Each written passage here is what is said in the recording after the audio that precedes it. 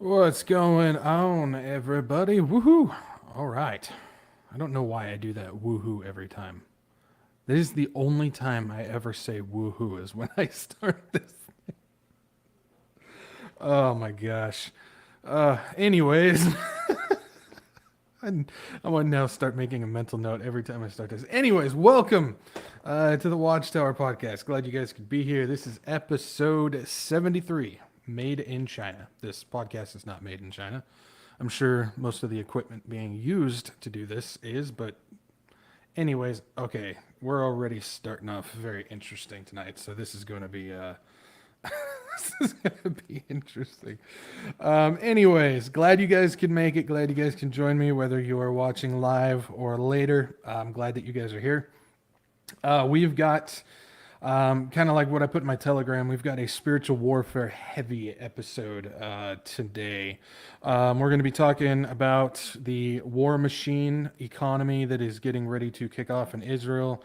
We're going to be talking about some of things with like the bird flu and some the FDA approving lab grown meat. We're also going to be talking about what's going on with smart cities and Elon Musk possibly being a part of that. I know Elon Musk is one of those names where it's kind of a joke with this stuff, but we're getting to the point now where Elon Musk is joining the ranks of names like Klaus Schwab and Noah Harari and people like that. So if I bring him up, I'm not bringing him up just because he's just one of those names. I'm bringing him up because I firmly believe he's involved with some of this stuff. And then as far as the spiritual warfare, we're going to be talking about some of the stuff with the Balenciaga news. I don't know if anybody's been paying attention to that. We're going to be talking about how just truly satanic that actually is. We're going to be talking about that and some other stuff as well that I can't pull off the top of my head at the moment, but we're going to be talking about it a little bit later. So yeah, we're gonna get involved with that. A couple of announcements before we get going. Number one, YouTube, I believe, has shadow banned my Wretched Watchman account. This means I'm getting told by actually a couple people that even though they click on the notification icon, the notification bell, they're not being informed of new videos getting popped up. And I've also seen where if I go onto a channel with my Wretched account and I comment, if I switch over to another account, the comment does not appear. And I know for a fact that those channels have not banned me or anything like that. So, because of that, I believe it's going to be more difficult for my videos and stuff to get out. So, if you guys can, make sure you like, share, and subscribe, comment, all that stuff. It hopefully will help, but I think because I won my last appeal, YouTube is not a fan of my channel and they have shadow banned me because of the stuff I talk about. So just thought I'd let you guys know on that. Another announcement is tomorrow at noon, I'm going to be releasing another bobblehead video. So we're gonna, yeah, I'm releasing another one. I've kind of done it where it's every 2 weeks or every other week, however you want to say it. I'm releasing one, but I think now I'm going to release one just once a month because I don't want people to get burned out on them, and I think it'll be just one of those little special things. So, but tomorrow at noon I've got another bobblehead video to release. So that's all the announcements I've got on that. So, but it looks like we've got the chat here. Let me see here. You guys are busy chatting it up. That's for sure. Let's see. We've got Kim. Hey everyone, I'm anxiously awaiting tonight's podcast, 72 episodes. I think we're all family by now, as well as the fact that we're all brothers and sisters in the Lord. Hallelujah. Definitely, Kim. Definitely. Glad. I think you've been here for every single one. Good to see you. We've got Lisa here. Good to see you, Lisa. Trav. Hey, Trav. Hopefully you got your hopefully you got your internet stuff figured out because I know you had to dip out early last week because of some internet stuff. I think so. Hopefully that's good.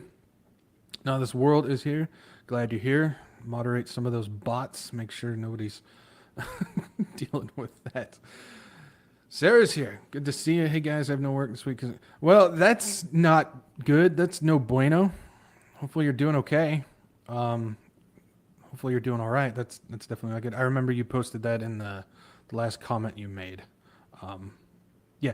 I forgot to put that in the Telegram. I did release a new Wretched Airwave words for the weary, so you can go and check that out if you want. So fine. Grace of God, church praying for me. Good.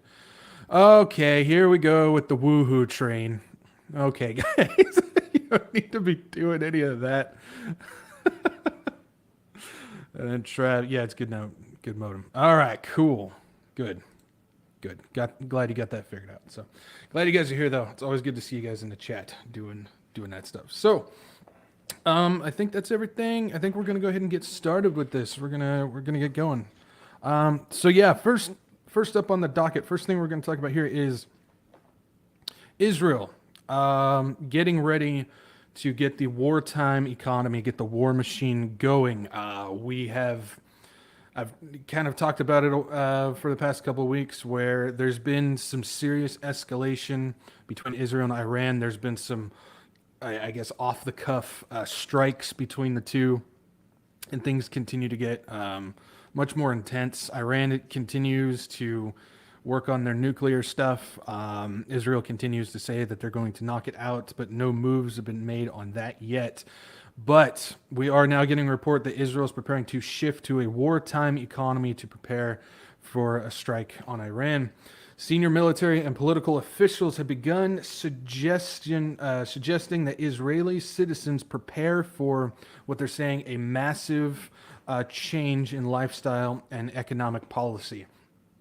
The war machine, if you don't know, it's usually when there's a massive war that takes place, World War II, World War I, whatnot, the economy shifts over where most of the funds, most of the taxes and everything gets shifted into basically upping military equipment. A lot of workers get shifted over into military production warehouses and whatnot. Everything shifts to more money on getting military equipment going.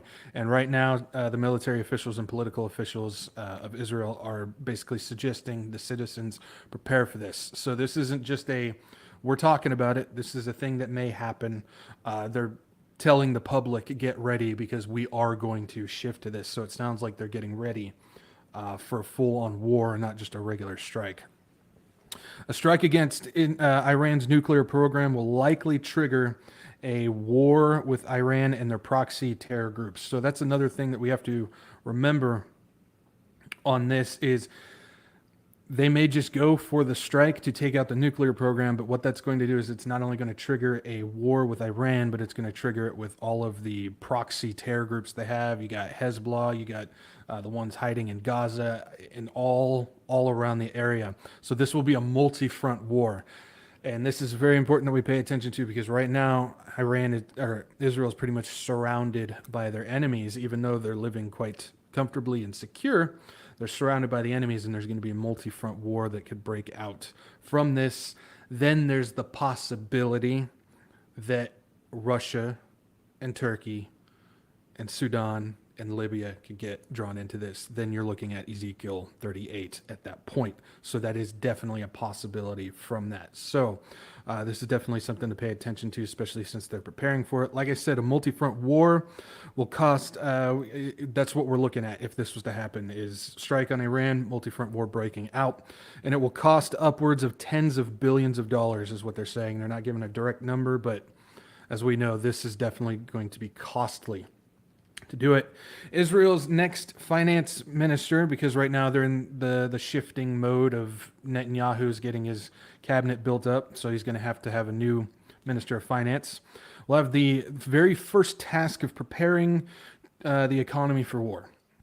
So getting everything shifted over. So shifting national budgets in extreme favor of the war machine. Now, right now, the IDF has already requested an additional $3 billion for 2023, which would be a total of $30 billion for the IDF, Israeli Defense Force, if you don't know. But this does not include the wartime budget. So the IDF is more for strategic strikes, taking care of security detail with all the terror groups, the Palestinian terrorists, Arab terrorists, and as well as just overall defense of the country. So that would be in a completely separate budget, an entirely separate budget.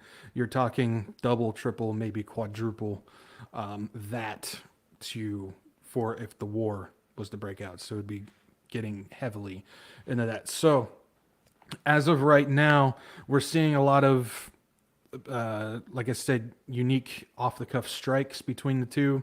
We've seen the threats for quite a while now, but it looks like that as soon as Netanyahu gets his government set up, they're going to start shifting into getting that war machine going. So it looks like a war is probably coming in 2023. Like I said, it could possibly break into Ezekiel 38. And Ezekiel 38 happens after the church gets raptured. Yeah, so definitely find encouragement in this. And at the same time, be praying for the leadership, no matter what side they're on in Israel. Pray that God places their hand on the leadership. They can get this stuff ready to go according to his will. So definitely some interesting stuff on that. Also, kind of with war stuff, I do want to just small little note. If you remember, was it 2 weeks ago? I think it was 2 weeks ago now. Everything is just so much stuff happening. It's hard to keep track of timelines. But there was the thing where some rockets fell into Poland, and it was initially blamed that it was Russia that did it. Come to find out that it was actually Ukraine that did it.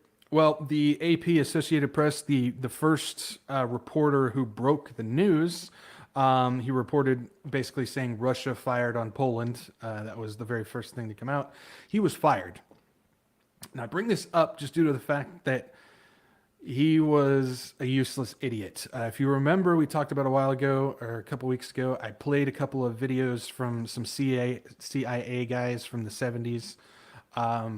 Where they said that they've got people that they would feed this information to journalists, and they have absolutely no idea on how to fact, or they have no idea that they have no ability to fact check it or anything. We just saw a live version of that now. Guaranteed that that reporter was fed information from somebody in the CIA that it was Russia that fired on Poland, and he put it out there and he got fired for it. CIA, it looked like they were possibly trying to start World War III from that, and it didn't quite play out correctly. But we just saw a live performance from there. So if you like to put real life stuff to, the information that we're told, the information that we see, we just saw it happen there. So just put a little note on that. We just saw live CIA op happen right there for sure. There's no way to deny that. Okay, so that's a little note on that. Now moving on to the bird flu, because we haven't talked about the bird flu in a while, and it's still going on. Don't know if you noticed, egg prices are still going through the roof. I don't know about you guys, but we used to be able to get a carton of 12 eggs for like $1.25 around there, and now all of a sudden it's like $4 for a carton of 12 eggs. It's getting crazy, and it's getting worse. The U.S. bird flu is now officially the worst on record, with over 50 million birds being culled. Adding on is now we're getting another report that 1.8 million birds in Nebraska are being prepared to get culled. So now we're looking at about 51.8 million in the U.S. alone, and we know that this is in Europe. And I think there's another country, I can't remember which one, or continent, however you want to put it. But we know that it's not just in the United States that this is happening. It's actually happening all over the place. And so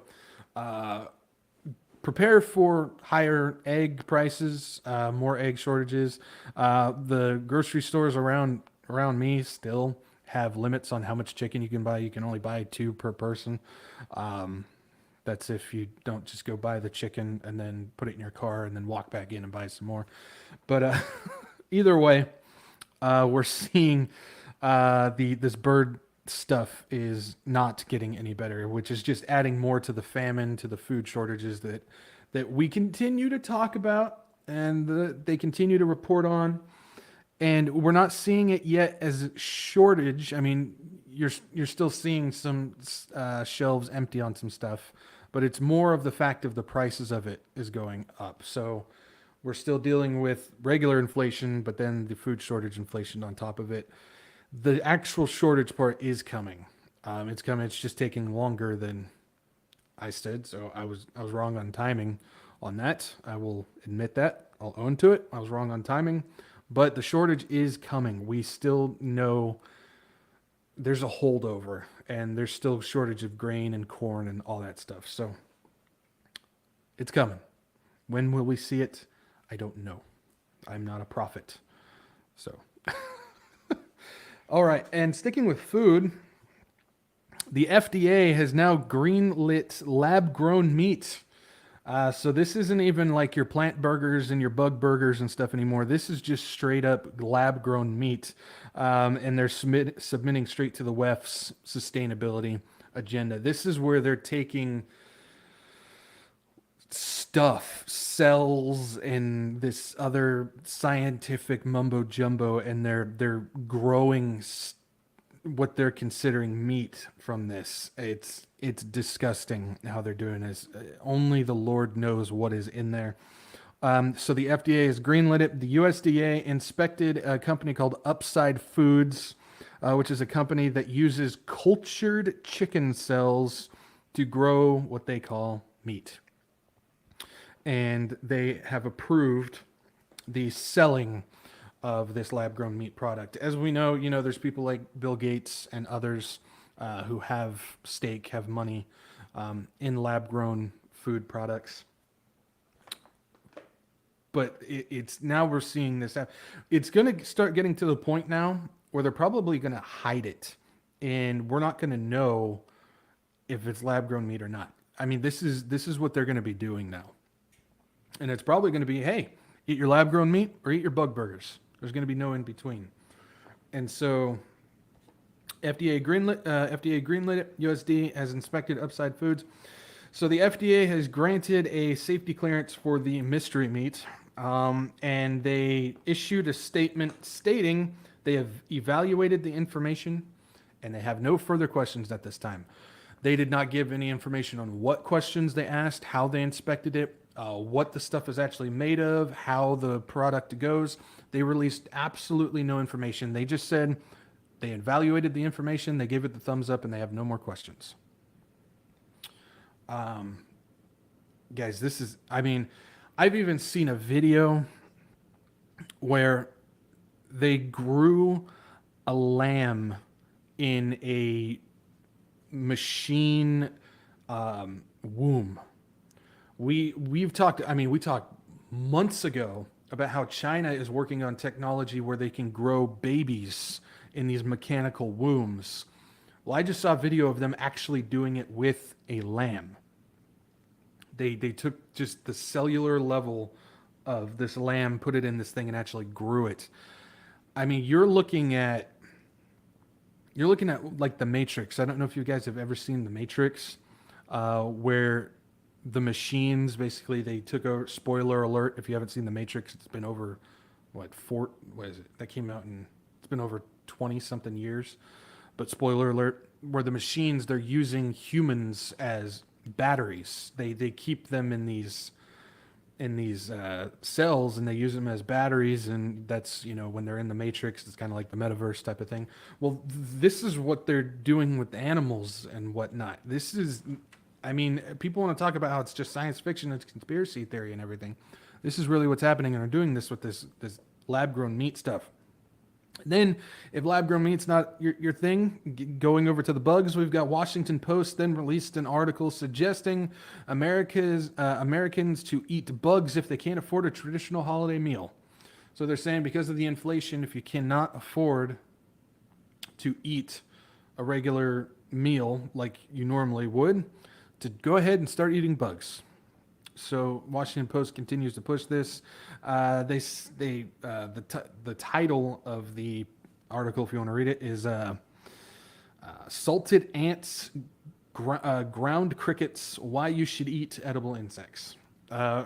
We've seen this campaign go on and on and on. All these different places promoting these things, putting news articles out, supporting this stuff.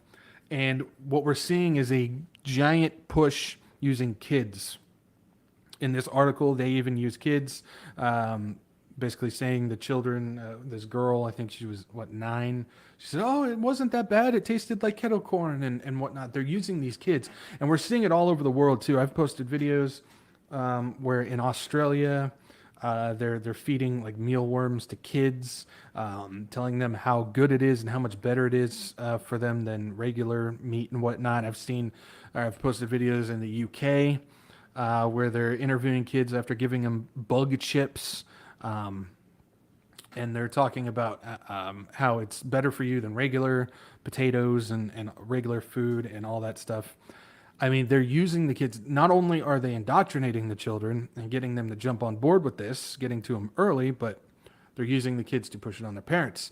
I think it was the UK one where they're talking about how they're using kids, feeding them this stuff while they're in school, and then telling them to go home and promote it to their parents so their parents jump on board with the agenda as well. So the attack on the kids, and we're going to talk about that at the end of this thing, is getting ridiculous.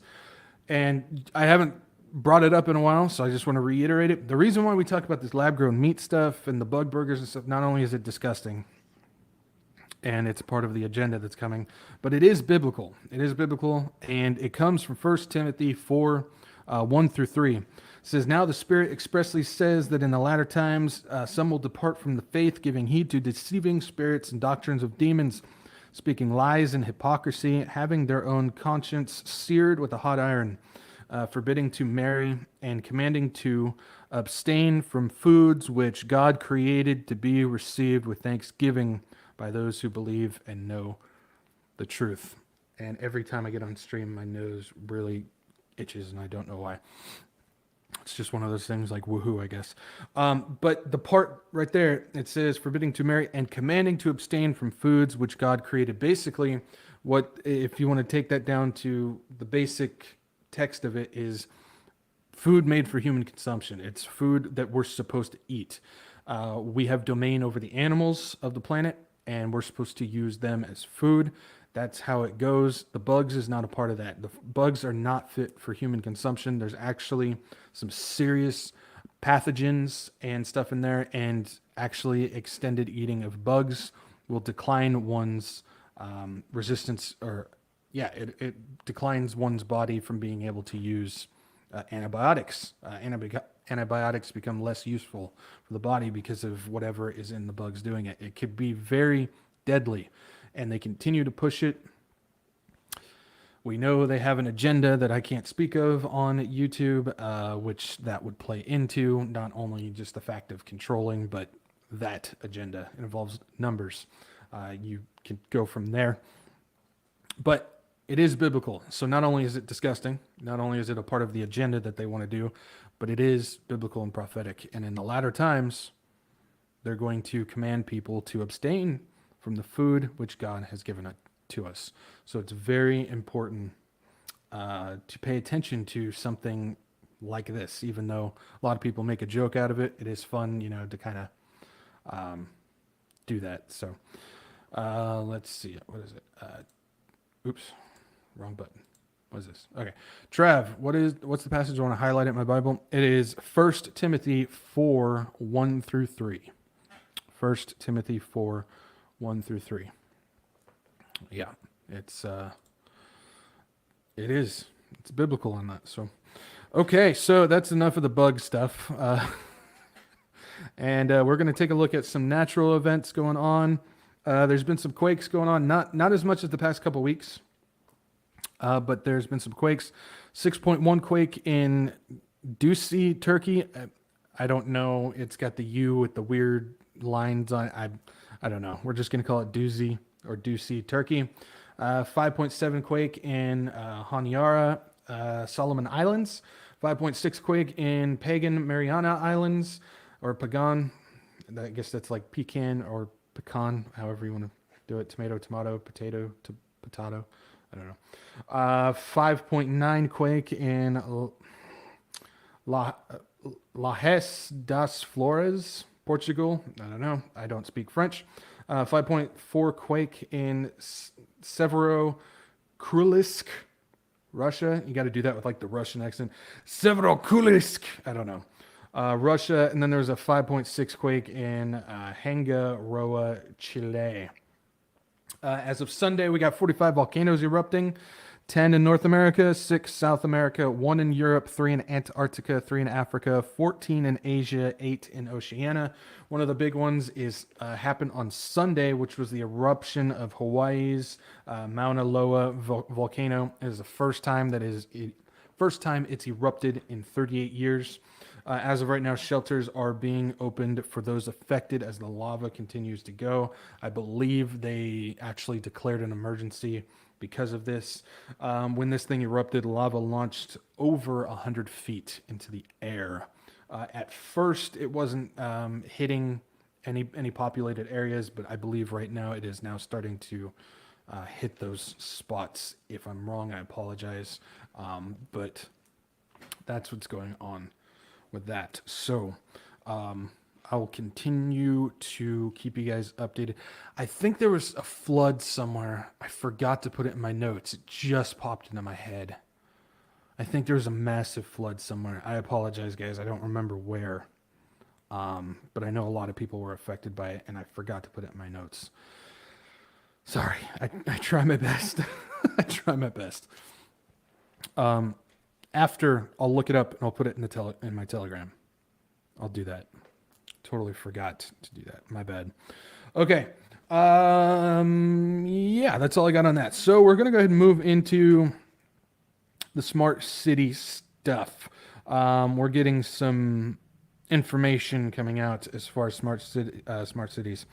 So the smart city, and we're going to kind of just talk about this real quick because it leads into something that Musk might be doing. So just to give you a background and idea, the smart city is being constructed worldwide. This isn't just a US thing. This isn't just a China thing. They are pushing this everywhere. Europe and Australia, Africa, all these places, they're pushing it everywhere. They are, whatchamacallit? Okay. So they are basically, yes, thank you, Sarah, coming through with it. That's where it was, Saudi Arabia. Thank you. Yep, jog my memory. Awesome. It is in Saudi Arabia. Thank you. So with the smart city, it's being constructed worldwide. They're basically nothing more than disguised concentration camps. That's really all it is. It's just there to basically control everybody in the environment that they want. And this is coming from an ex-Silicon Valley engineer. His name is Aman Jabe. He worked in Silicon Valley for 25 years before getting out of it, and he's kind of taken over the whistleblower role on this. He warns that even your red states like Florida, Texas, and Tennessee already have, and this is his words, this beast system infrastructure in it, even if you don't see it. So right now, what we look at, we look at Texas, Florida, Tennessee, South Dakota as kind of the bastion for what freedom, the little freedom that we have left here in America. But he says, even though it looks like that on the surface and you don't see it, this infrastructure is already built into these states. He is also warning that he says that voting it out isn't an option at this point, as those implementing it control the global voting systems. He's not talking about just the United States. He's talking about the same people who are putting these things in control the this is exactly what we've been talking about, and this is the beast system, the Antichrist beast system being deployed. It's getting implemented and pushed in, and this is the smart city stuff. It's going to be how they control it. As believers, we understand that no matter what, these things will unfold. Now, everybody wants to take this in the argument of, okay, well, if it's going to happen, then we just sit there and do nothing. I'm not going to get into that argument. That is not what the Bible says. We're to occupy until we get out of here. Yeah. I've got the little chat here on YouTube on my side, it did not pop up, but it popped up on my streaming thing. So I think that's something going on weird with YouTube. Who knows with YouTube at this point? But basically, I'm not going to get into the whole argument. We are to occupy while we're here, but we do need to understand that these things will unfold no matter what. The prophecy tells it's going to happen. The central bank digital currencies, digital IDs, medical tyranny, famine, smart cities, beast system, all this stuff is going to unfold. We know it is. And so while we're here, we still need to occupy and we need to warn people. We have got to warn people. This is how we're going to drag those last souls over the line before he comes and takes us out of here. The Bible is never wrong, and these stepping stones are leading to the prophetic words in Scripture. So we have to understand that no matter what, it's going to happen. Now, smart cities may not be exactly what you think they are. I believe that there's a common thought. I think that there's a common thought that these smart cities are going to be these fancy, futuristic, technology-filled cities like you would see in like a movie, like a sci-fi movie or something like that. What it is it's smaller little things like automatic license plate readers, surveillance lights with cameras. As you're driving down the road, you see the street lights. A lot of them are being fixated with cameras and microphones. EV cars and chargers. A lot of that stuff is going to be on there. And then smart homes and appliances are a part of it too. When you see your Ring systems, when you see your smart TVs and your smart fridges and connecting all your smart stuff, your smart meters, that's a part of a smart city as well. It's all about surveillance and tracking and control and everything like that. It's part of the Internet of Things. The smart city is going to be a part of that. But that's what a smart city really is it's not about having some crazy technology thing. It's about having full track, trace, control systems. Now, we've got a video here that I'm going to play that basically this is what's going on in China. Just take a look. Little warning, I had to put I put music on it to try and make sure. I don't know if there's anything copywritten on the last part of this video. So I put music on there. Hopefully, I tried to put it quiet enough where you can still understand what they're saying, but I still put it loud enough where it'll distort if there is a copyright. So try and follow along. But this is what's going on in China.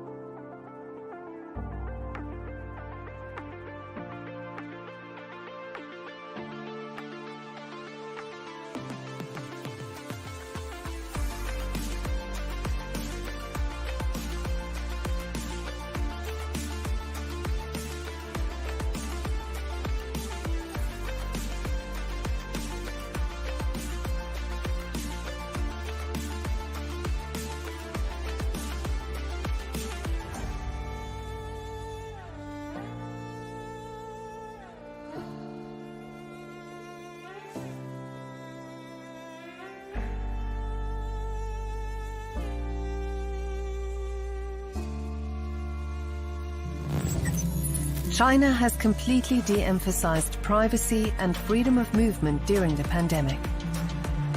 In the brain of Shanghai's Pudong district, every suspected COVID-19 case is monitored.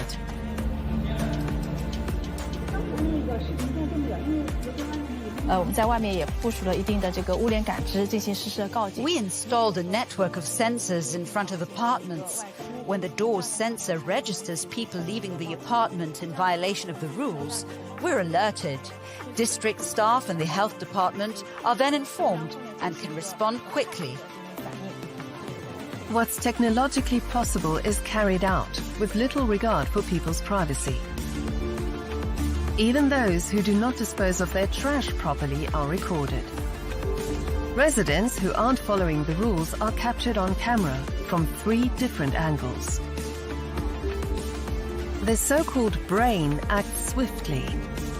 Whether it's an illegally parked car or unsolicited advertising, offences can be handled by patrol officers who are connected to the control center via a mobile app. 居村的干部或者是我们居村里面的志愿者发现问题。 As soon as the squads and volunteers in residential districts spot an issue, they can report it and upload footage. They take a photo, report the issue, and then our system automatically decides which department to forward the matter to. 这个事项可能是由哪个部门进行有效的一个处理的。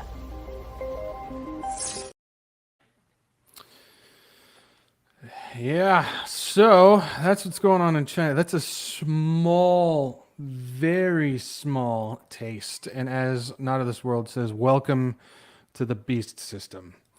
There's videos of drones flying around that I didn't put it in the video because I didn't want to make a super long video. But there's videos where as you're at a checkpoint on the road, there's a drone flying around with a QR code and you have to scan it. And if your thing doesn't pop up green, you're stopped at the checkpoint and you're detained. You're taken to these brand new concentration camps, these quarantine camps that they're building over there. And they're busing busloads of people into these things. It has nothing to do with health. This has to do with they're getting people in these camps and they're locking them down. They're controlling every aspect of their lives. So as you can see, everything is run by this central brain. Everybody has all these different they have their phone stuff that they have to scan. They do face scans, all this stuff. You saw the people who are trying to go into work. You saw the kids trying to go into school. You saw the machine coof test. That was the thing where the dude put his face down and the thing was going in and that's what all that was. And he was scanning his thing. All of that, literally all of that, including the central brain that they were talking about in that video, is run off of one app. It's called the WeChat app. This is very important. This isn't something like Snapchat or some garbage thing like that. This is very important. Everything is run off of WeChat. Now, WeChat controls their social credit system, their COOF scans, their tracking systems, their camera systems, where they're talking about if you put trash on the thing, if you're illegally parked, it does all that. The WeChat runs all that. The WeChat even runs social media accounts. It all goes through that, so they can censor, control, and all that stuff. PayPal, Apple Wallet, rideshare programs like Uber and Lyft, your phone and text, literally all of that, everything that you do to go about your daily life runs through the WeChat app. Every single thing. And here's the thing. Elon Musk has talked about wanting to develop his X app, or as he calls the everything app. Elon Musk is literally talking about creating a WeChat app. And guess what he now owns? He now owns Twitter, one of the most popular apps out there in the world. He now owns Twitter, and he's talked about how he wants to create the everything app. He wants to create a WeChat app globally. Musk, you also have to remember, was a part of PayPal. When PayPal first came onto the scene, he was one of the first people in there. He wasn't one of the founders, but he came in part of it, so he knows how the PayPal system works. He now owns Twitter. He's got his Tesla and his Neuralink stuff. He has also spoken of, and I've seen this because he's very active on Twitter, he's talked about how he wants to expand Twitter to become a platform like YouTube. He wants something that goes against or a competitor for YouTube, so he wants to add that to Twitter. And he's also talked about how he wants to potentially offer money market accounts and peer-to-peer payments on Twitter as well. Basically, a hint, that is your Facebook Marketplace and PayPal. He wants to add that on Twitter as well. So he's already talking about how he wants to start expanding Twitter into all these different categories. He wants to create his X app. He wants to create the everything app. He wants to create WeChat, the same program that controls people all the way through their entire life. They can't do anything without it. And being approved in China, he wants to create that with Twitter. Musk is ultimately looking to make Twitter WeChat. He's talking about making the brain. This goes into, this is where it comes into the fact that I still believe that the 10 kings are going to be 10 industry leaders. This goes back to the COP26 with what Prince Charles was saying there, and I believe you can control the world easier through 10 industries, and I still just have, this is my belief, I'm not saying this is fact or what it is, but I still believe that Elon Musk is going to be the technology king. He's going to be one of the kings, and he's going to be a part of the technology sector of it. He's also recently talked about creating his own phone. Yeah, here we go, Tesla phone. After threats from Apple about removing the Twitter app from their store.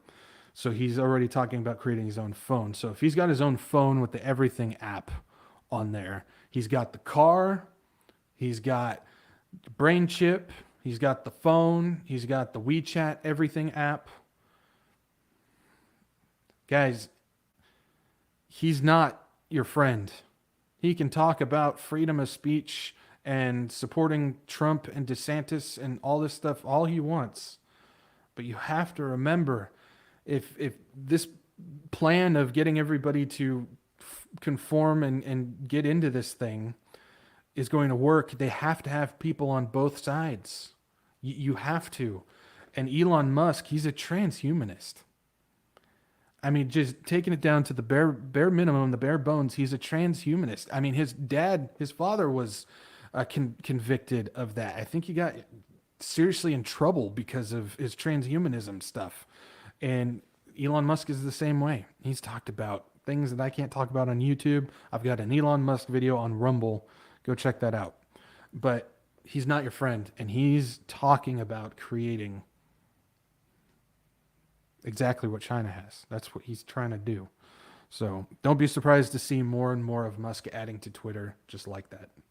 He's got a plan, and he's going to do it. He's going to put it into play. So that's what's going on with that.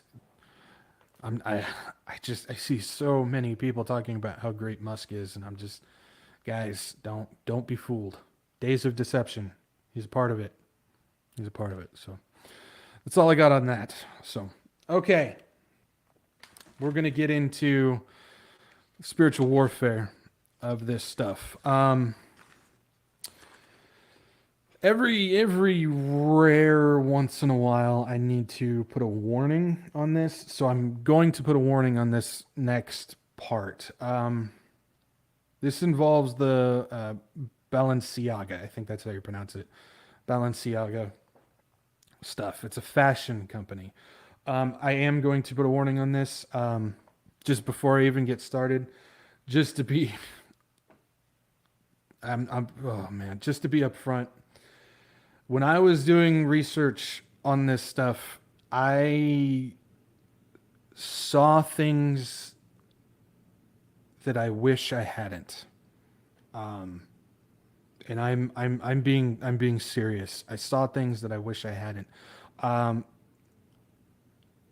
Even today, when I was finishing up my notes on this, there was things that actually made me physically nauseous, made my stomach physically sick. Again, I wish I didn't see some of the stuff that I did. But man, it was very hard to do the research on this. Now, with that in mind, first things first, I'm not going to show you anything. Like, I'm not going to show you a thing. I've censored a lot of this stuff, and I'm not exaggerating. What I'm going to talk about, what is out there is 20 times worse than how I'm going to describe it. And I'm going to be very particular, and I'm going to be very cautious about how I do this, because I know YouTube can kick me off for some of this stuff, and just there's things that you really don't need to know or don't need to see. You just need to try and believe me on this stuff. Don't go hunting for this stuff. It's a lot worse. And before getting into it, yeah, there's another comment that is not popping up on YouTube. So I don't know what's going on, Sarah, but YouTube is definitely blocking your comments. I can see it on my end, but yeah, it's not popping up in the regular chat. I don't know what's going on with that. So let's go ahead and get into this. I'm going to be very sensitive with this. I'm going to be very cautious when explaining this stuff. Just there's definite spiritual warfare and satanic stuff on this. So Balenciaga, if you don't know, is a fashion company, and they are also partnered with Adidas. And as Sarah talked about, or the comment that you can't see that I put up on screen, it involves pedophilia, but it involves a lot more than that. A lot more. The ad that first brought light to this, the first brought light, there was a couple of pictures as far as it was their child ads that they were putting out, their child campaign. It featured legal documents from a pedophilia case. It featured teddy bears in bondage, like tied up with rope and whatnot. And there was some other stuff as well. That's what initially caught wind. That's what initially made people look at this stuff. And then they started going deeper into what Balenciaga was doing. Yeah, that beginning part when it's just the pedophilia stuff, that's just the surface. This shows, what we're going to talk about shows just how deep and satanic it really is that the main media is not reporting on. So one of the Balenciaga ads contains 2 books. There's an ad where it has all this stuff, and the background image has 2 books on the desk. I am not going to I'm not going to tell you who the authors are or what the name of the books are. I don't want you guys searching for this stuff. Like I said, this is the stuff that got me physically ill. But just believe what I'm saying here. There's 2 books on there. One of the authors is a painter that produces works of pedophilia, blood ritual, sacrifice, Satanism, occultism, cannibalism, and other horrific things. All of those paintings, all of the images, a lot of them involve children involved with all of that stuff. And they are, I mean, it's bad. I'm not even going to describe what it is. That's just what it is. The other author, the other book that they have, is a Mason. He's a Freemason, and he writes stuff on Masonic rituals, Masonic blood sacrifices and spiritualism, Masonic murders and resurrection.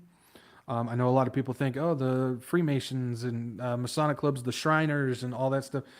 I don't care if it's connected to your church. I don't care if they call themselves Christians. I don't care if you guys have nothing to do with this stuff. This is what those clubs are built off of. This is what goes on behind the scenes. I've warned about the Masons several times. I have friends who are part of Mason clubs where all the people go to the same church and everything. I don't care. The Masons are satanic. And one of the Masons, he writes about this stuff, and he also does photography involving all this stuff. And it involves also other various Masonic or Masonic sexual things as well. One of the images I saw, I'm not going to go into detail, but it was a photo that he was a part of where it's a bunch of Masons in a doctor's room removing the male, what makes a person male. in full graphic detail. That's the best I'm going to give you on that.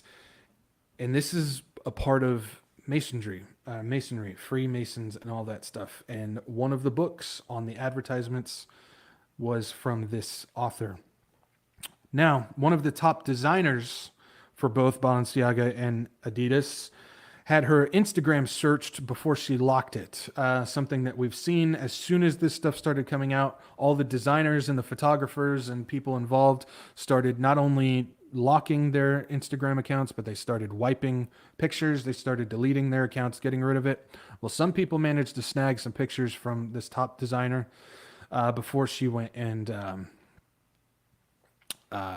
locked it and deleted it. I don't know if she deleted it, but I know she locked her account. But they went and got some pictures from her account. She had pictures from different things, including plastic baby dolls covered in blood, to blood-stained children's rooms, to pentagram sacrifice that also featured removal of both men and women parts, things like cannibalism, and even stuff like tied up living children. Your first thought is, how on earth is this stuff even allowed on Instagram? Well, if you realize Instagram is owned by Facebook, Meta, and all that, you'll understand just why that stuff's allowed to be up there. And there's, like I said, much worse pictures on there as well. Her and these companies work with people like Kim Kardashian and Kanye West. Yes, the same Kanye West who claims to be a Christian, and he was supposedly canceled because of his anti-Semitic comments. The same Kanye West who's announced that he's going to be running for presidency in 2024. Politics are just a giant joke at this point with how this is being treated. Anyways, this isn't about that. But these companies that do this pedophilia stuff and this satanic stuff work with people like Kim Kardashian and Kanye West. What wraps this all together is one of the Balenciaga child pictures advertisements contains a rolled up roll of tape, kind of like you would see with caution tape or police tape, yellow tape with black letters. And you will notice on there, conveniently placed and put right where it needs to be, you'll notice that the tape says Balenciaga on it, but it has 2 A's on it instead. That is not just some typo or misspelling. It had 2 A's. B-A-A-L, Siaga. It's spelling out Baal. They put the name Baal in the Balenciaga name. That's not an accident, and it's not perfectly angled at the camera where you can see the 2 A's that you know they're spelling out Baal. Baal, if you don't know, is the demon beast known for people sacrificing their children to him. All the stuff about, abortion and everything, that's all pushed. It's a satanic agenda, like Planned Parenthood and whatnot, for its sacrifices to Baal. That's what it is. And when you see the images of these people and these ads where what they're doing to children and how it looks like sacrifice and rituals and cannibalism and the pedophilia stuff, that's all in the name of Baal. And they literally put Baal's name in the advertisement.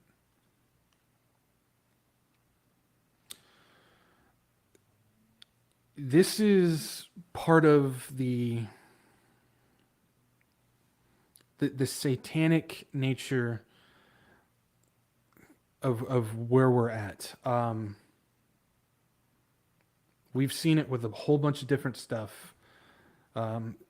Things that I can't really talk about on YouTube, but just Pizzagate and Frazzle Drip. You'll see signs from celebrities. Like one of the signs for Frazzle Drip is a specific handprint. Looks like a painted handprint type of thing. You'll find some pictures of celebrities where they're taking pictures in their homes and they have this handprint in a picture frame up on their wall. Several celebrities have it. And even something like, if you've ever seen, what is the name of the movie? Castaway with Tom Hanks. And we know Tom Hanks is fully involved with the pedophilia stuff.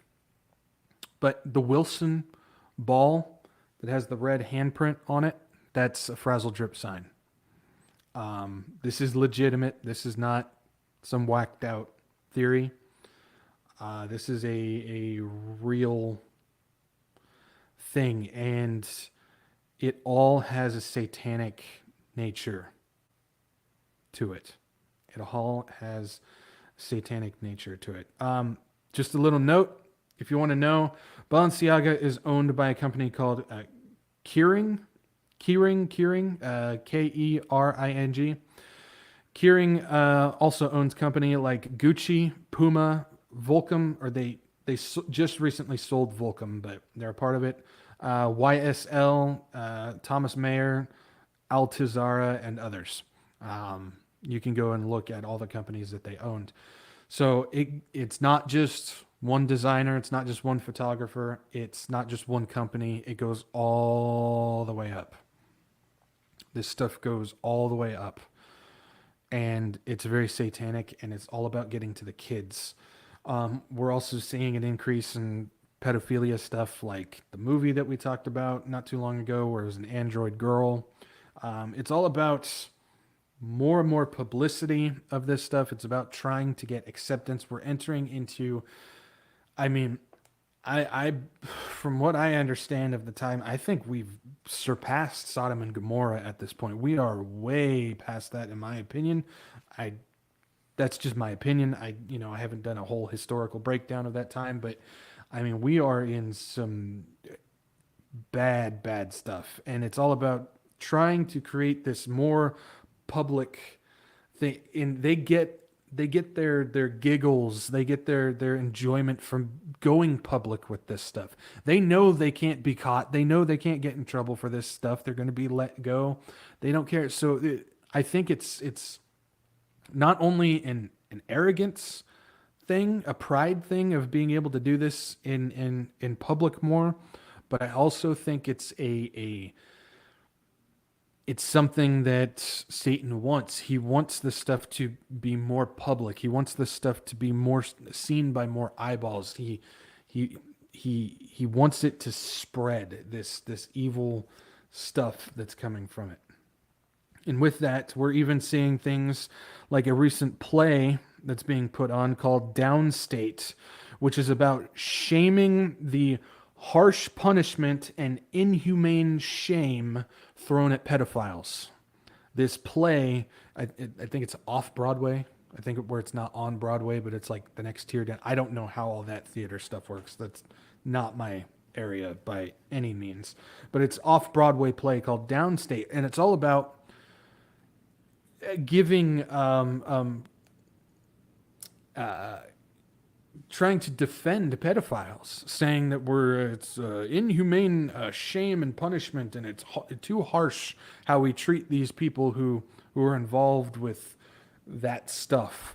The play is literally about defending pedophiles and complaints that society is too harsh on them.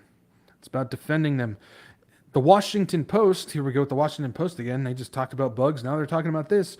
Goes on to claim it as brilliant and one of the best theater evenings of the year. So now you've got the media, the mainstream media out here talking about how this play that defends pedophiles is brilliant and the best evening, one of the best theater evenings of the year.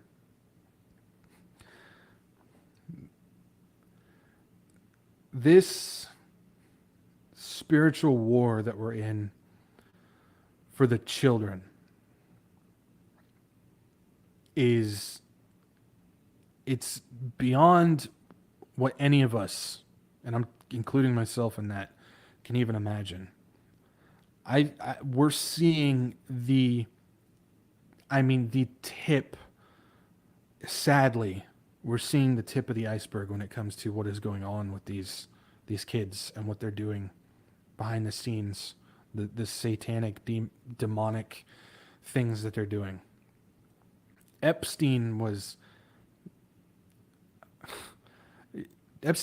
is Disney when it comes to what they're doing out there with. I don't think we can truly comprehend how bad this is, and Lord, come soon, please. Get these kids out of here. Get these kids out of here. It always reminds me, and maybe it's just the human side of my thought process. Maybe it's just me being biased. But when I read scripture, when I read the Bible, there's two specific things. There's two specific subjects that I believe God looks at. And I know all sin is equal in the eye of God. He's all holy, so all sin. But I think there's two specific things that he doesn't take lightly to, if you catch my drift. And this is just my thought process, I think there's going to be a special place in hell for people involved. One is editing, changing, altering the gospel. I think that's a subject that God does not take very lightly. Do not alter the gospel. But I think the other subject is when it comes to children. I think he gives very specific warnings to not mess with his kids. I think he takes that very, very seriously. And one of the main ones is Matthew 18:6. It says, "But whoso shall offend one of these little ones which believe in me, it were better for him that a millstone were hanged around his neck and that he were drowned in the depth of the sea." He's basically saying it's better for somebody to drown than to cause one of his kids to stumble. And what is being done? People who don't have a grasp on how this works, we're in this position not because God is he's allowing it, but we're in this position because we've done it to ourselves. We put ourselves in this position. We did this. And we're at this point where people want to talk about how can a loving God put and this is just how I put it, lay the absolute smackdown on the earth during the tribulation, during Jacob's trouble. How can a loving God do that? If you see just how, I don't think there's a word strong enough to describe how evil the people are. I hope I'm having a hard time getting it out, but I think you guys understand what I'm saying. I think you definitely understand what I'm saying is you have to remember God is loving, but he is just, he is righteous, and he is holy. He knows what is going on that we don't see. And he's going to bring justice that fits the act. And that's why he's going to rain down what he's going to rain down. His wrath. A wrath that we will not understand until we see it happen. And I don't know about you guys, but I am very thankful that as a Christian, we're going to be taken up in the rapture, and we're not going to be a part of what he's going to be laying down on the earth. I don't know about you guys, but I am makes me all the more thankful for Jesus coming and doing what he did. Living the perfect life, dying on the cross, resurrecting on the third day, and telling us that if we accept him, that we'll be with him in paradise. I don't know about you guys, but I'm very, very thankful for that. And just, that's why we need to have a fear of God. Going off notes here, but I'm on a thing. I'm on a train. But that's why we need to have a fear of God. The respect and admiration that we have for him, we need to have a fear of him. We don't need to worry about him not loving us and taking care of us, but we definitely need to have a fear of him and his power, his almighty power. But you also have to remember he is merciful. He gives us grace, none of which we deserve. We don't deserve it at all. We deserve the wrath that he's going to lay down. We deserve the punishment, the reckoning, the absolute smackdown he's going to lay. We deserve that, but because of Jesus, we're not going to have to deal with it. So I'm thankful for that. But yeah, I don't think, like I said, it's just my opinion. The gospel and the little ones, I think he has a specific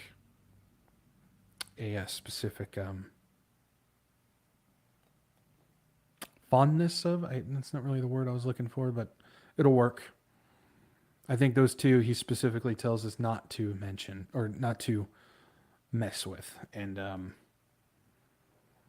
tell you what, Satan's doing a great job at that. So, looks like we've got Sally here. Hello, family. Sorry I'm late. Glad to see you, Sally. Glad to see you. Hopefully you're doing all right tonight.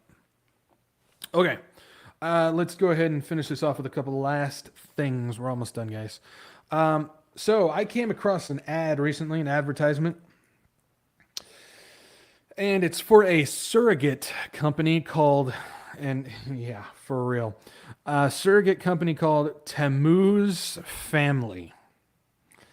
This advertisement recently popped up, and it's a surrogate company called Tammuz Family.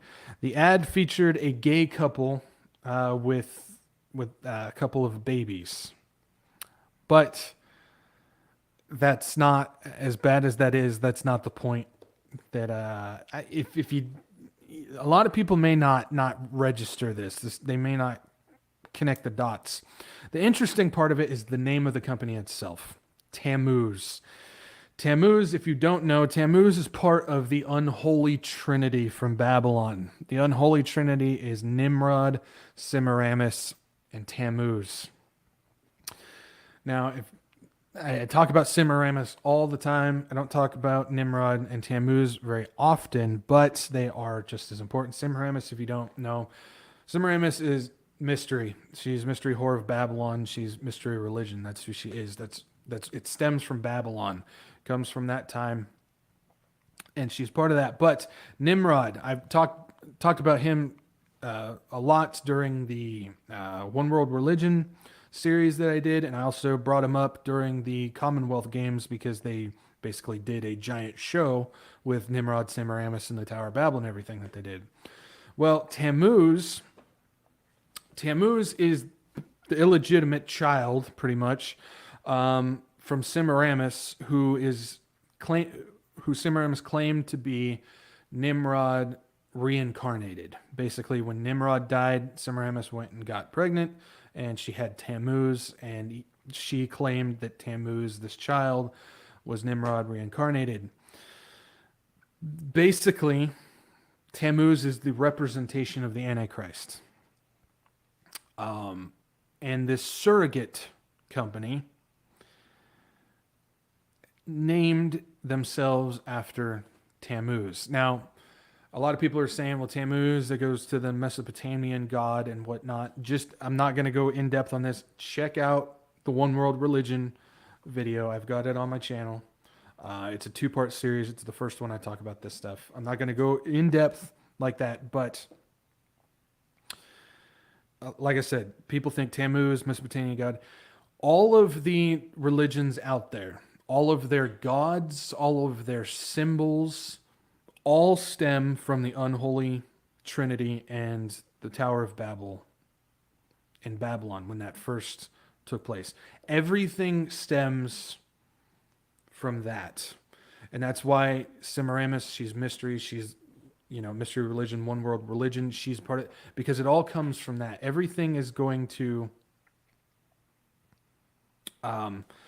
everything comes from there. And Tammuz, yeah, you can talk about being the Mesopotamian god and whatnot, but it all goes back to Tammuz as representation of the Antichrist. And like I said, Tower of Babel, that was the first thing to come out. If you look at all the different temples and whatnot, pyramids of Egypt, you take it to, I talk about all that stuff again in the thing. It all stems from that. Everything stems from that. And if you look at the Catholic Church, because the Catholic Church, that's what's going to lead the mystery, the one world religion in this, that the Catholic Church, that's why I warn heavily of them. But if you look at Mary and you look at like the paintings and the statues and whatnot, it's always Mary and what they say, baby Jesus. Well, if you look at it, Mary usually has the thing on her head, this glowing crown. She's Semiramis, and baby Jesus is Tammuz. It's one world religion and the Antichrist. That's how it goes. And so this surrogate company, I just found it very interesting. They call themselves Tammuz family. They're basically talking about a child with Tammuz. It's too on the nose. It's very interesting.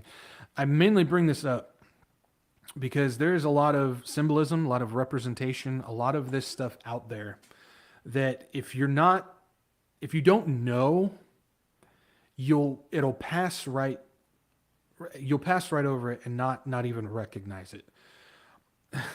I guess you could say it's a blessing and a curse. But I see this stuff everywhere. I mean, I see it all of the time, whether it's the divine mystery type of thing. I talk about that in the second one world thing, feminism denomination. I talk about this stuff, but it's the feminism movement is firmly involved with mystery religion.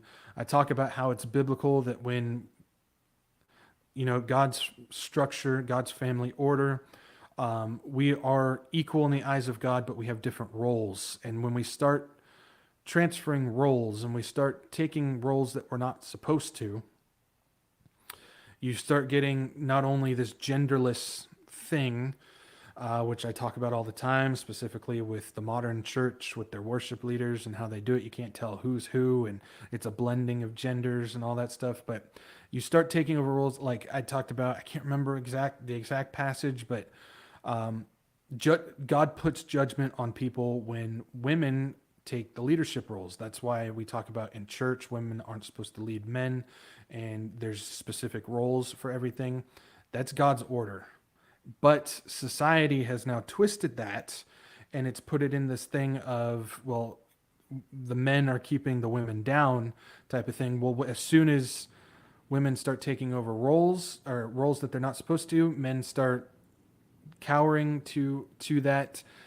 Societies start to fall apart. And if you look at what's going on around the world nowadays, societies are falling apart because of it, because we have rejected the correct household order that God has established for us.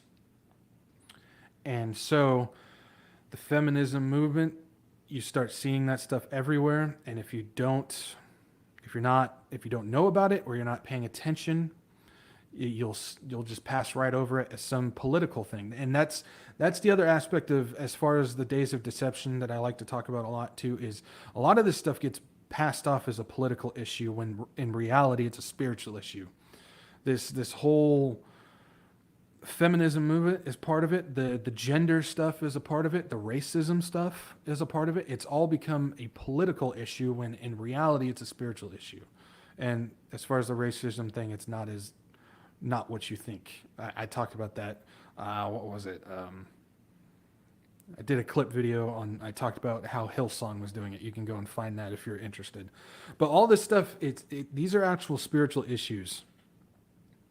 And it's a part of this unfolding. It's a part of this unfolding of mystery religion. It's about sucking everything together. It's about unifying and the unification of stuff. Man, I'm going off on rabbit trails. None of this is in my notes, but I'm on it. So just roll with me here. I was trying to get a video. I'm not going to be able to get it for technical stuff. I'm not going to get into the story of it. Either way, I'm trying to get a video. I can't find it. But I talk about how the unification involved with the Chosen series. And now that the Chosen's back on and a lot of people are talking about it, I'm going to bring it up often because people need to stop watching the show. But the main guy who plays Jesus on the show, I think his name's Jason Rumi. I think that's it. He's a Catholic and he doesn't hide it. And he promotes this app that's called the Hallow app or Hallow app. And this app is a Catholic app. It's all about meditation, how to use the rosary, all of this stuff. And he's playing Jesus on this show that's developed and written and all this stuff by the LDS Church, the Mormon Church. It's all about the unification stuff. It's all about mystery religion. It's all about putting the stuff, thank you for that, Sally. Jonathan Rumi. Not Jason, Jonathan. Thank you. This is what I warn so heavily about. People want to talk about, oh, well, they're not changing anything. They're not altering it. It has nothing to do with that. It's going to happen. Even the director, he has no idea the difference between the Mormon faith and the Catholic faith and the Christian faith. He has no idea. He's admitted it. Or he's lying and he does, and he's just playing along with the game. Either way, it's not good. And so all of this is the unification's part of mystery religion. It's how the one world religion that's coming together, and it's all branched from back in Babylon, the unholy trinity, Nimrod, Semiramis, and Tammuz. And everything that we see develop and everything that we see push as far as all this stuff goes, all has to do with creating that one world religion. That's all I'm going to go off on that tangent. If you want more information on that, go and check out my One World Religion series. It's from a long time ago when I was just getting started, so please just be patient with me because even though I'm not a great speaker now, I was much more rough back then. But there's a lot of good information on there. I do believe that there's a lot of good information. If you want to check it out, check it out. One World Religion. It's 2 parts. I was going to do a 3rd part. Maybe I will in the future. We'll see. But you can check that out. What do you got, Sarah? Sarah says, oh my goodness, Zach, I just got in an altercation today with somebody on the advertising comments on the Hello. Yeah. Yep. It's, man. If people only knew, or it's, I think a lot of it is they don't know, but the other part of it is they just don't care. I think that's the other part of it. Yeah, and as Now This World says, now that will come to a head in Revelation 17. Yes. They claim it's a Christian app. Yeah, they claim it's a Christian app. Yep. Yeah, because that's that perceived notion in the world that Catholicism is Christianity, when it's not. It's not. We need to really try and open the eyes of Catholics to get them out of that, pull them out. Okay. All right, let's finish off with this last thing because we're almost at that hour and 30 mark. I try to keep it under an hour and a half. So let's finish this off with this last thing. We're talking about the UK's Crown Prosecution Service. It's declared it's no longer appropriate to read parts of the Bible aloud in public. Okay, so we know that a similar thing has been going on where they're trying to silence the pastors in the churches. We know a lot of pastors and churches were getting, in trouble from the government. They were going after them pretty hardcore for talking about certain subjects, calling it hate speech, and it's offensive and all that stuff. And we know that that's been going on, but now they're starting to go after the public side of things. And so the UK's Crown Prosecution Service has declared it's no longer appropriate to read parts of the Bible aloud in the public. This comes from an incident 2 years ago that just got settled now. It's crazy. Comes from an incident 2 years ago where a street preacher was charged with what they say threatening or abusive words of behavior within hearing or sight of a person likely to cause harassment, alarm, or distress. So basically, you said something that hurt my feelings. That's basically what he's getting charged for. Now, this was for interacting with a gay couple, female gay couple. Allegedly, he shouted, "Burn in hell," and called one of them a devil woman. Now, I am not condoning that behavior at all if that's what's going on. That was alleged. I don't know the case. I don't know actually what happened. This is just what allegedly happened. Either way, this is a good lesson. You do not need to be telling anybody to burn in hell. You do not need to be telling anybody to go to hell. You do not need to be doing that at all. That really is definitely not going to help the situation at all. Don't do it. So if he was doing it, that's not going to help anything. If they're making it up, I don't know. Either way, he denied it, and the case was dropped because the women who complained could not be reached. So 2 years later, the case was finally dropped. However, the Crown Prosecution Service have come out from this saying that scripture that references slavery, death sentence, homosexuality, and in my words, whatever else they deem inappropriate, they said shall not be stated in public. They said it's offensive for modern society. So now they're going to start going after people who are referencing biblical scripture, anything slavery, death sentence, homosexuality, or anything else that will hurt somebody's feelings.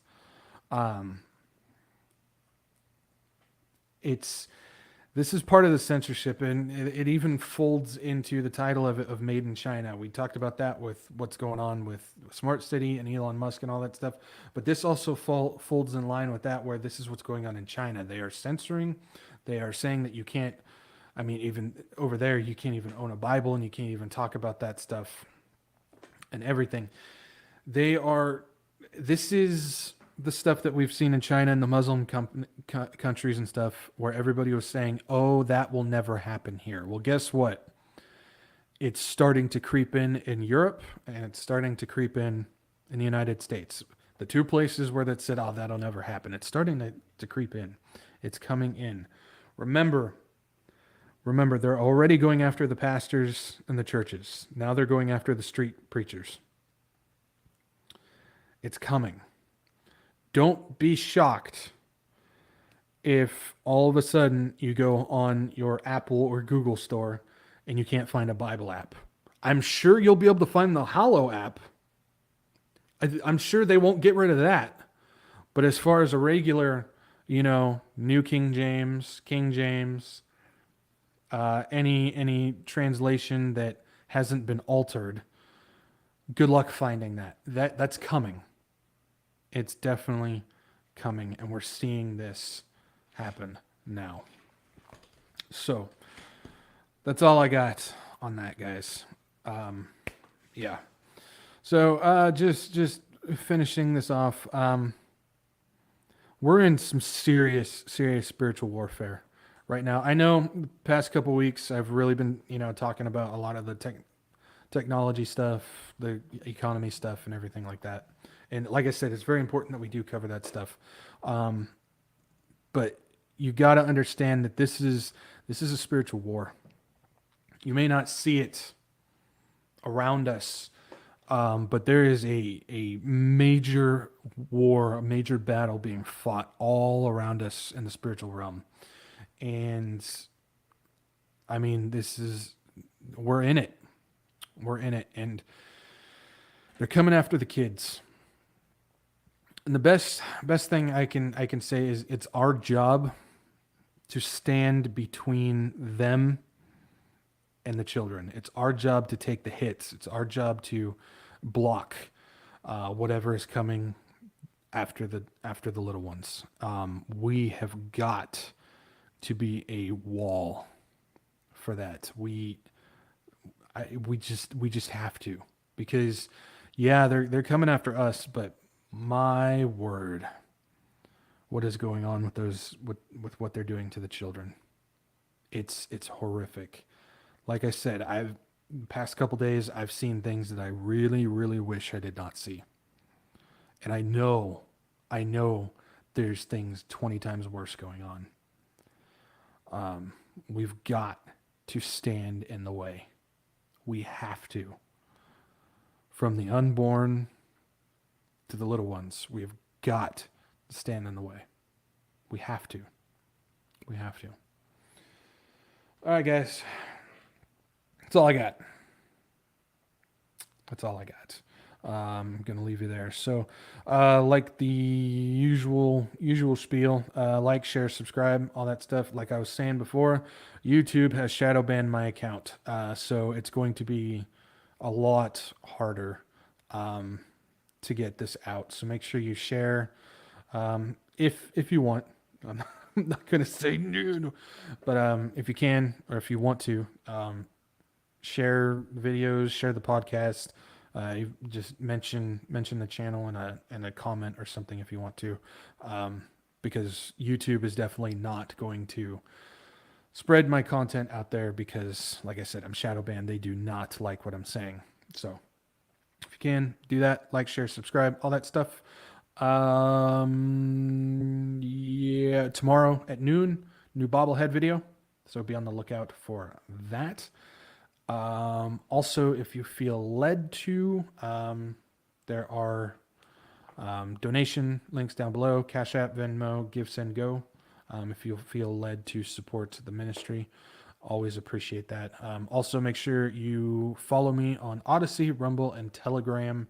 If anything was to happen to my YouTube channel, I will let you know what's going on Telegram, and I'll probably be streaming on Odyssey because I need 100 subscribers on Rumble to stream there. But if something happens to my YouTube channel, I will inform you what's going on with Telegram. Make sure you follow me on that stuff. That's all I got. I'll leave it there. We're just over time. A lot of rabbit trails, but I think it was good stuff. So I want to leave you guys there. Thank you guys for joining me. Thank you so much for the support. I don't think I thank you guys enough, but I definitely appreciate all of you guys who show up, who like and comment, and just support me in any way that you guys do. I definitely appreciate you guys. More than you know, more than I share. I'm terrible with that type of stuff, but I do want to thank you guys for all your support, all that stuff, and keep looking up. Keep looking up. Things are going to get tough, a lot tougher from here on out, but definitely keep looking up. So our Lord is coming soon. Hopefully before next Tuesday, but if not, I will catch you guys next Tuesday, same time, same place. All right. Peace out, guys.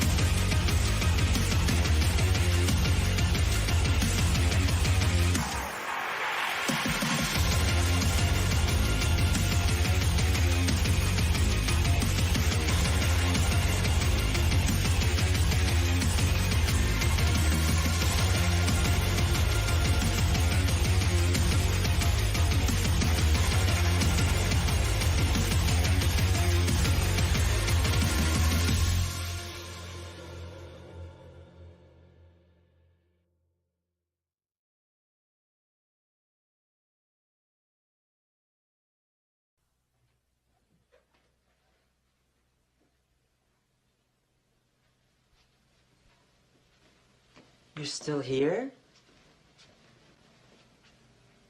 It's over. Go home. Go.